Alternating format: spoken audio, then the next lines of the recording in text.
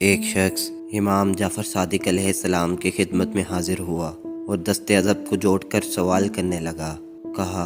ابن رسول اللہ، کیا وجہ ہے کہ جناب سیدہ کو زہرا کہا جاتا ہے؟ آپ نے فرمایا، کیونکہ خدا نے انہیں اپنے نور سے خلق فرمایا اور آسمان و زمین ان کے نور سے روشن ہوئے اور ان کے نور سے فرشتوں کی آنکھیں چندھیا گئیں اور خدا کے سامنے سجدہ ریز ہو گئے۔ اور ایسا کیوں نہ ہو کہ جو خاتون آدم کی خلقت سے ہزاروں سال قبل نور الہی سے خلق ہوئی ہو اور جس کا جسم بھی انسان نما حوریہ کے عنوان سے بہشت سے ہو اور جس سے جنت کے درخت طوبہ کے عطر کی خوشبو آتی ہو، وہ خاتون کہ جس سے ملائکہ بات کرتے ہیں اور جس پر خدا کی جانب سے الہامات ہوئے ہیں، وہ زہرا کہ اگر امیر المومنین نہ ہوتے تو کوئی ان کا ہمسر نہ ہوتا، وہ فاطمہ جس کی برکت سے خدا اس کے محبوں اور شیعوں کو آتش جہنم سے نجات دے گا، وہ زہرا جسے خدا نے اس طرح علوم سے نوازا کہ وہ علوم دنیا سے بے نیاز ہو گئیں،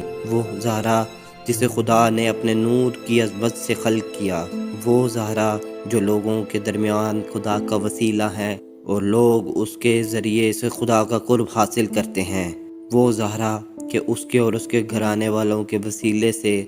انبیاء و ائمہ اور مومنین خدا سے حاجت پاتے ہیں، وہ زہرا جو عظمت میں اس مقام تک جا پہنچی کہ رسول اکرم صلی اللہ علیہ وآلہ وسلم کی طرح امیر المومنین کے لیے 2 رکنوں میں سے ایک رکن قرار پائیں،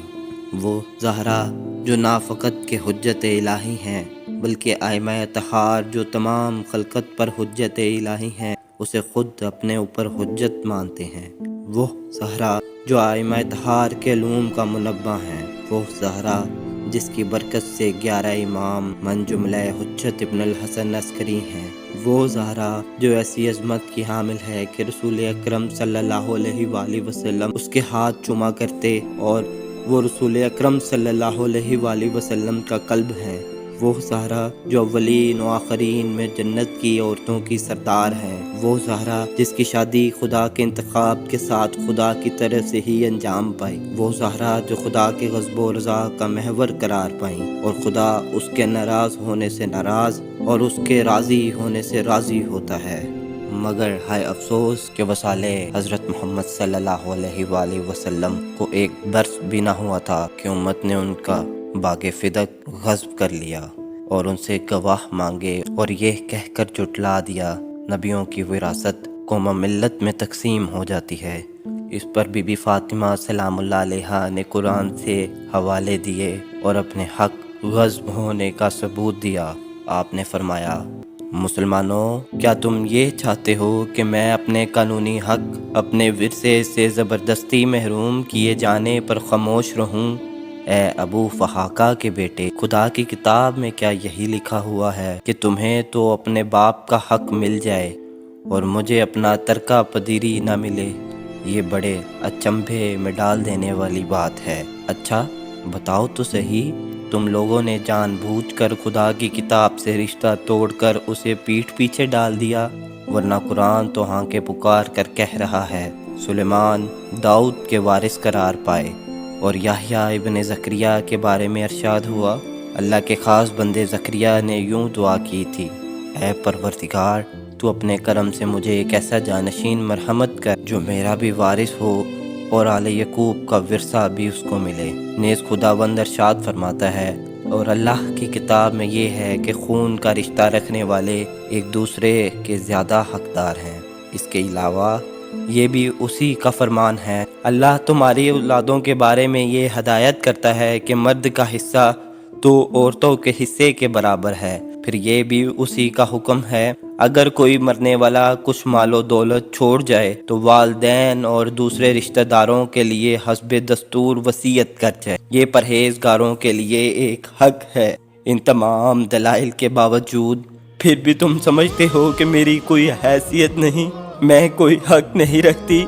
میں اپنے باپ کی وارث نہیں، میرا ان سے کوئی رشتہ نہیں؟ بتاؤ تو صحیح، اللہ نے تمہارے لیے کوئی ایسی خاص آیت نازل کی تھی جس کا اطلاق میرے باپ پر نہیں ہوتا؟ اور کہیں یہ تو نہیں سمجھ بیٹھے ہو کہ 2 الگ الگ مذہب رکھنے والے ایک دوسرے کے وارث نہیں قرار پاتے۔ کلمہ پڑھنے والوں، سچ بتاؤ، میں اور میرے باپ ایک دین، ایک مذہب سے تعلق نہیں رکھتے تھے، یا پھر تم لوگ قرآن کے خاص اور عام احکامات کے بارے میں میری پدیری اور میرے شریک حیات سے زیادہ جانتے ہو؟ اچھا لو، سواری پر کاٹھی کسی ہوئی ہے، یہ مہار وہ راستہ ہے، چلو اب حشر میں ملاقات ہوگی جہاں میری عدالت اللہ ہوگا جو بہترین فیصلہ کرنے والا ہے، اور محمد مصطفیٰ ہماری وکالت فرمائیں گے۔ سنو، دابری کی جگہ عرصہ قیامت ہے، اور جب وہ گھڑی آئے گی تو سارے باطل پرست نقصان اٹھائیں گے۔ اس وقت پچھتانے سے کچھ حاصل نہیں ہوگا،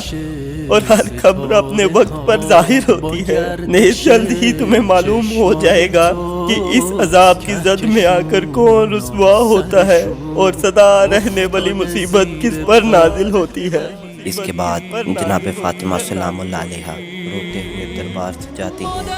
قبر رسول پر تشریف فرما ہوتی ہیں اور شکایت کرتی ہیں،